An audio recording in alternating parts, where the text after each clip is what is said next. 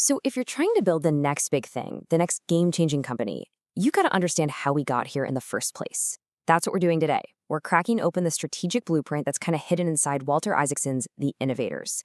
And let me tell you, this book completely flips the script on what we think genius actually looks like. You know the story, right? The classic image of a lone genius tinkering away in a garage about to change the world. It's a great story. We've all heard it. We think that's how the digital age was built. But is that actually true? Is that how it really went down? Yeah, not even close. The short answer is a hard no. And here's why that matters.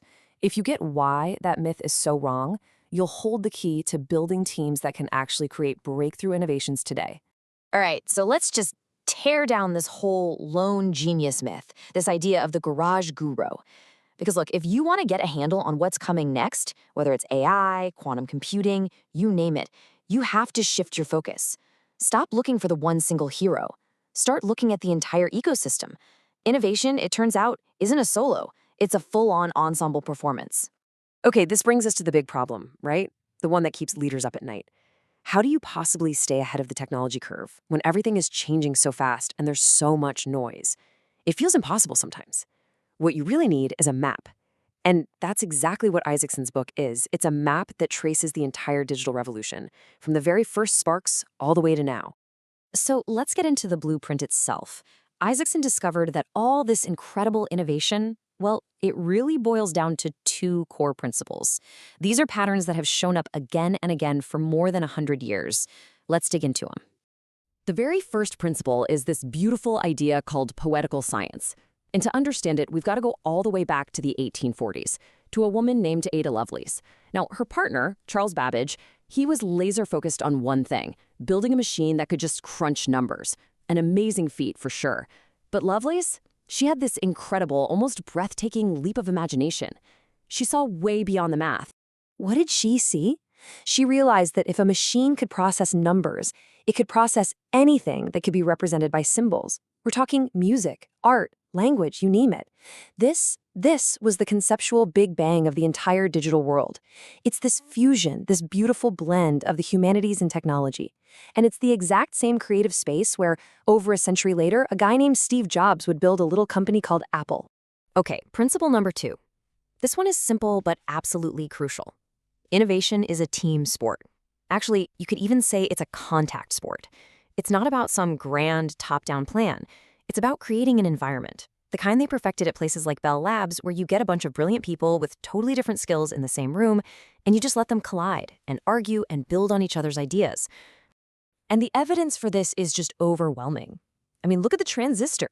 It wasn't one guy. It was a team of 3 at Bell Labs. The internet? It wasn't one company. It was this massive, messy collaboration between the military, academics, and private companies. And then you have Intel, a perfect example. You had the visionaries, Noyce and Moore, but they were paired with Andy Grove, an absolute master of execution. The pattern couldn't be clearer. Real progress happens in that creative friction when you smash different kinds of talent together. Okay, that's the history, that's the theory. So how do you actually build an engine like that in your own organization? Let's translate all this into a simple, actionable playbook that any leader can use. All right, the book lays out a really practical 3-step framework. First, and this is a big one, you have to prioritize physical proximity. You need your people in the same building, bumping into each other, creating those random sparks of collaboration that just don't happen on Zoom. Second, you have to adopt what he calls a symbiosis mindset. This is huge right now. Stop thinking of AI as something that replaces people. Start thinking about how humans and computers can partner up to do things neither could do alone. And third, use something like the request for comment process that built the internet. Basically, it's a system where anyone can propose an idea, and the entire team can then jump in to challenge it, improve it, and ultimately own it together. Okay, so let's talk about the book itself, the actual experience of reading it. Because no book is perfect, right? So let's do a really honest pros versus cons breakdown. First, the pros. This book is an absolute masterclass in storytelling. I mean, Isaacson takes really complex history and turns it into this thrilling, high-stakes adventure. It's just fantastic. Now for the cons. Let's be real. This book is a beast. It's a behemoth. We're talking a 17-hour audiobook. It's also jam-packed with a massive cast of characters, and it can be tough to keep them all straight.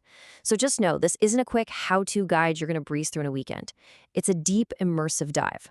So where does that leave us? What's the real takeaway here? What's your strategic mandate as a leader after reading all this?